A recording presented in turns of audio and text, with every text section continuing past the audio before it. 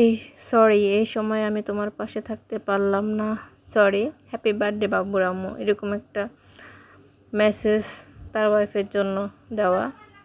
Hello everyone, আসসালামু আলাইকুম। আশা করি সবাই ভালো আছেন।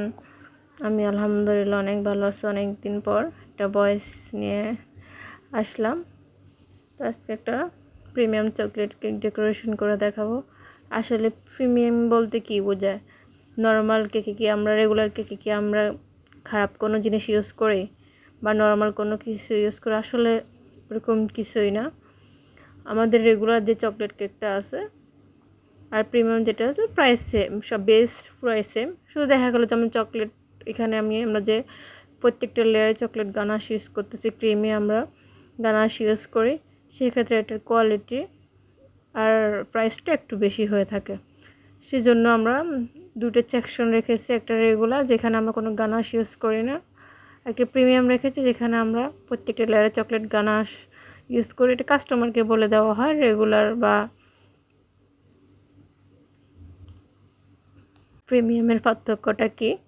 তা অনেকে বুঝতে পারে না, রেগুলার কেক অর্ডার করে আবার বলে দেয় যে একটু চকলেট বেশি করে দিবেন। আসলে সেক্ষেত্রে কিছুই করার থাকে না, আমি বলেই দিই যে রেগুলার কেকে কোনো আমরা লেয়ারে কোনো গানাশ ইউজ করি না, কারণ ওইখানে প্রাইসটাও ওইরকম রেখেছে যেন সবাই নিতে পারে। অনেক সময় প্রাইসের কারণে সবাই নিতে পারে না, যেহেতু হোমমেড কেকে একটু প্রাইসটা বেশি হয়। তো দেখতে পারতেছেন আমি কথা বলতে বলতে কেকটা কোট করে ফ্রিজে রেখে দিয়েছিলাম 10 মিনিট, এরপর বের করে ডেকোরেশন করে নিচ্ছি। যাদের ফিনিশিং আসতেছে না তারা আমার মতো এরকম কাট ইউজ করতে পারেন। কাট দিয়ে ফিনিশিংটা খুবই ভালো আসে।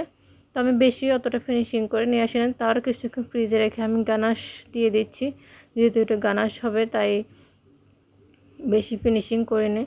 এখানে পাইপিং ব্যাগ দিয়ে করলে আরও সুন্দর হয়। তো আমি একটা স্প্যাচুলা দিয়ে করে নিচ্ছি ছোট।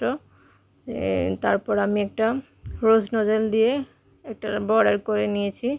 তো এটা আসলে একটু কাস্টমাইজ কেক, এটা আপু একটা পিকচার দিয়েছিল, এটা থেকেই করা। তো আমি আরেকটু স্পেশাল করে করার চেষ্টা করেছি। এখানে সেম টু সেম ছিল, বাট আমি লাভটা একটু বাড়িয়ে দিয়েছি। এটা আমার পক্ষ থেকে, যেহেতু একটা বাইরে থেকে ওয়াইফের জন্য এরকম একটা সুন্দর কেক অর্ডার করেছে, আমার কাছে খুবই ভালো লাগলো। আপু এর আগেও তার হাজব্যান্ড বাইরে থেকে আসা উপলক্ষে আমার থেকে কেক নিয়েছিল। তো আমার কাছে খুবই ভালো লাগলো যে ভাইয়া তার ওয়াইফের জন্মদিনে এরকম একটা সারপ্রাইজ দিয়েছে। তো এটা যোগাযোগ করেছে তার বোন। এরকম ননদ বাবির ভালোবাসা সব সময় যেন থাকে। আসলে এরকম ফ্যামিলি পাওয়া, শ্বশুরবাড়ি পাওয়া অনেক ভাগ্যের ব্যাপার। সারপ্রাইজ কেক ছিল যা আপু এর আগে অর্ডার করেছিল। তো সবাই ভালো থাকবেন, সুস্থ থাকবেন। আবার কেকটা কেমন হলো অবশ্যই জানাবেন। আল্লাহ হাফেজ।